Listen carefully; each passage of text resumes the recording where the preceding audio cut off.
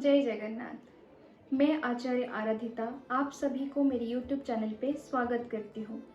चलिए हम आज एक न्यू सीरीज चालू करते हैं। इस सीरीज में हम प्लैनेट्स के बारे में बात करेंगे। कुंडली में 9 प्लैनेट्स होते हैं। अगर प्लैनेट आपकी कुंडली में अच्छी पोजीशंस में बैठ जाए, शुभ ग्रह की दृष्टि में आ जाए, तो इस प्लैनेट से रिलेटेड हमको क्या शुभ फल मिल सकता है। अगर यही प्लैनेट बुरी कंडीशंस में बैठ जाए, मैलेफिक एस्पेक्ट में आ जाए, तो इस प्लैनेट से रिलेटेड हमको क्या क्या प्रॉब्लम फेस करना पड़ सकता है। तो आज हम चलिए बुध प्लैनेट के बारे में बात करेंगे। बुध प्लैनेट, जिसको हम कुंडली में या प्लैनेट्स के अंदर युवराज मानते हैं, प्लैनेट बुध बुद्धि का कारक भी माना जाता है।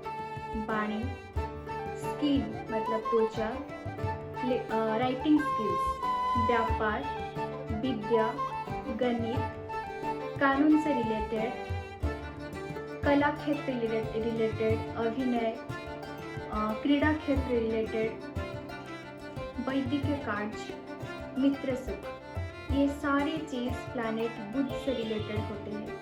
अगर आपकी कुंडली में बुध प्लैनेट बहुत अच्छी कंडीशंस में है या शुभ ग्रह की दृष्टि में है, तो आप इस चीज़ से रिलेटेड सुख मिल सकता है। उसके बाद मैं और एक भी चीज़ बोलूँगी। अगर आपके कुंडली में मंगल नीच हो या मंगल 0 डिग्री का हो, उसके साथ साथ अगर आपकी कुंडली में बुध के साथ सूर्य बैठा है, तो मंगल से रिलेटेड चीज़ के आपको बेनिफिट मिल सकता है। अगर यही बुध प्लैनेट आपकी कुंडली में मैलेफिक एस्पेक्ट में आ जाए या आपकी कुंडली में मैलेफिक प्लैनेट्स के अंदर बैठ जाए, तो बुध रिलेटेड चीज़ों में हमको बहुत परेशानियों की सामना करना पड़ सकता है।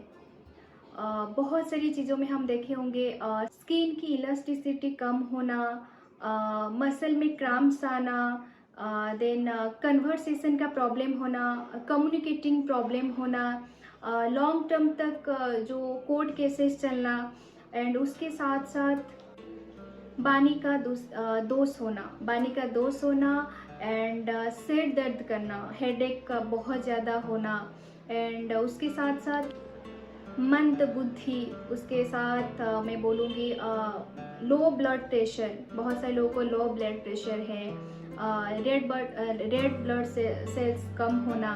तो ये सारी चीज़ दर्शाता है कि कहीं ना कहीं आपके कुंडली में प्लैनेट बुध खराब कंडीशंस में है या खराब कंडीशंस की तरह जा रही है। उसके साथ मैं और एक चीज़ भी बोलूँगी।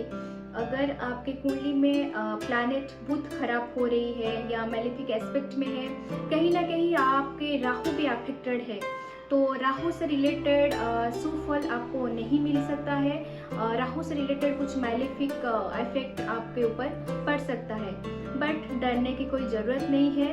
अगर प्लैनेट बुध कमज़ोर है कुंडली में, बट डरने की कोई आवश्यकता नहीं है।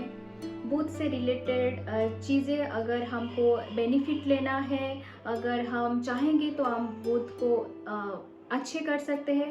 तो मैं कुछ आपको रेमेडीज़ बताऊंगी, जनरल रेमेडीज़। तो ये छोटे मोटे रेमेडीज़ से भी हम हमारे बुध को स्ट्रॉन्ग कर सकते हैं। तो चलिए हम रेमेडीज़ के तरफ जाएंगे, बात करेंगे।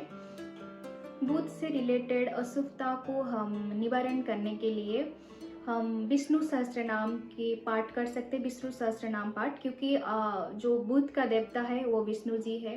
तो आप विष्णु सहस्त्र नाम पढ़ सकते हैं, विष्णु जी के सेवा कर सकते हैं, विष्णु जी की पूजा कर सकते हैं।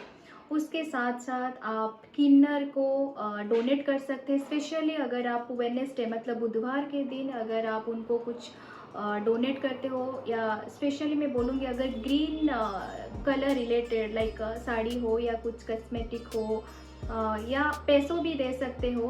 अगर ये बुधवार के दिन आप करते हो और उनसे आशीर्वाद लेते हो, तो बुध से रिलेटेड आपको बहुत सारी अच्छे रिजल्ट मिलेंगे। उसके साथ साथ अगर आप मूंग दाल रात में भिगो के रख दीजिए और सुबह उसको चिड़िया को खाने दीजिए।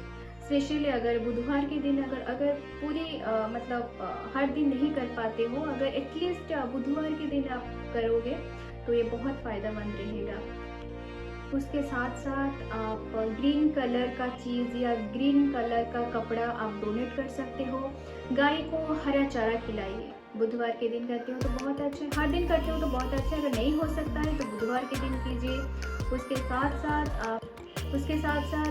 बुध का बीज मंत्र ओम बुम बुद्धाय नमः आप हमेशा जाप कर सकते हैं, बट वेडनेसडे से स्टार्ट कीजिए। तो मैं वादा करती हूँ, अगर आप सही ढंग से रेमेडीज फॉलो करते हैं और लॉन्ग टर्म तक करते हैं तो बुध से रिलेटेड आपको परेशानियाँ नहीं होगा। अगर आपकी कुंडली में कुछ मैलिफिक एस्पेक्ट में आते हैं बुध या खराब कंडीशंस में है, आप रेमेडीज फॉलो कीजिए और बुध से रिलेटेड बेनिफिट आप ले सकते हैं। जय जगन्नाथ।